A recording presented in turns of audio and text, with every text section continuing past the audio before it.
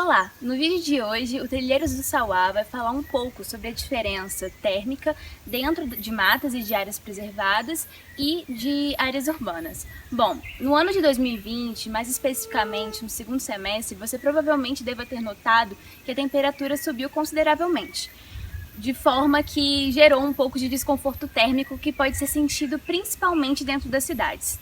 Mas será que esse desconforto também pode ser sentido dentro dessas matas e de áreas preservadas, como a gente está aqui agora?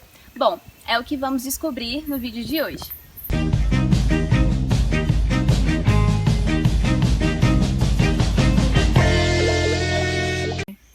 Bom, provavelmente você já deve ter ouvido falar que a vegetação ela possui um papel fundamental na regulação térmica de um dado local. Isso se deve a alguns elementos do próprio clima que a gente pode abordar aqui. Um dos primeiros se deve à cobertura do céu, também chamado de dorsel, em que as plantas são responsáveis por isso. Elas funcionam como uma cobertura natural e vegetal que faz com que a temperatura dentro da mata, dentro de uma trilha, ela seja conservada por mais tempo e que faz com que ela fique um pouco menor também. Outro processo se deve ao fator da evapotranspiração das plantas. As plantas elas captam gás carbônico, que também é um fator responsável por gerar mais calor dentro de um ambiente, e elas devolvem oxigênio. Elas transpiram oxigênio. Elas também transpiram gotículas de água, né? E essa água ela possui um calor específico que faz com que a temperatura também seja conservada por um tempo maior e faz com que a gente tenha a sensação de que a temperatura dentro da mata ela esteja mais equilibrada. Outra coisa também é o próprio solo.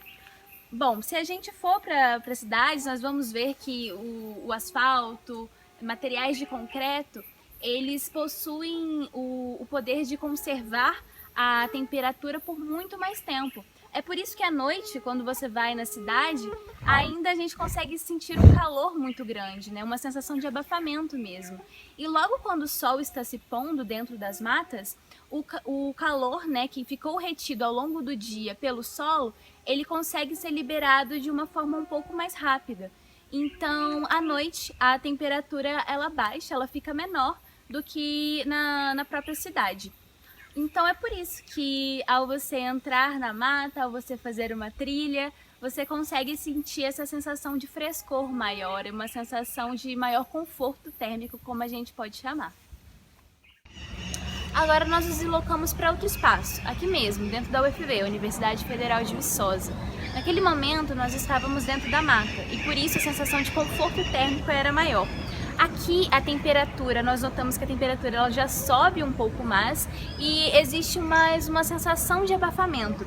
Isso se deve a um fator que se chama albedo. O albedo é a capacidade que qualquer material possui de absorver e de refletir, de dissipar o calor para o ambiente. Outro fator que também contribui para essa sensação maior de calor e da temperatura que sobe efetivamente é o céu, que é mais descoberto. Quando o céu ele se torna mais descoberto, o ambiente, consequentemente, consegue absorver maior calor e maior temperatura. E quando no próprio ambiente urbanizado não existem árvores para conseguir captar o gás carbônico e liberar em forma de oxigênio, gotículas de água, a sensação ainda é um pouco maior, um pouco mais intensa. Outro fator também são os materiais como asfalto, concreto, alumínio. Todos esses materiais eles conseguem absorver muito calor e dissipar muito pouco. Então, nós podemos também ver a formação dos fenômenos de ilha de calor, que são muito visualizados, muito sentidos no meio urbano e fazem com que essa sensação de calor dentro do meio urbano ela seja ainda mais intensificada em detrimento do meio rural. Outra questão também é que à noite, por exemplo, a sensação de abafamento ela continua, justamente porque materiais mais escuros e mais secos, ou seja, que não são úmidos, eles possuem essa maior capacidade do calor ficar retido e de precisar de um tempo maior para conseguir dissipar, que geralmente ocorre ao longo da madrugada. Mas e você? Qual ambiente você mora? É o meio rural? É o meio urbano? Você consegue sentir esses elementos que nós citamos aqui, essa diferença térmica dentro de uma mata, dentro de uma trilha, de um meio rural, para um meio mais movimentado, um meio urbano e mais artificial?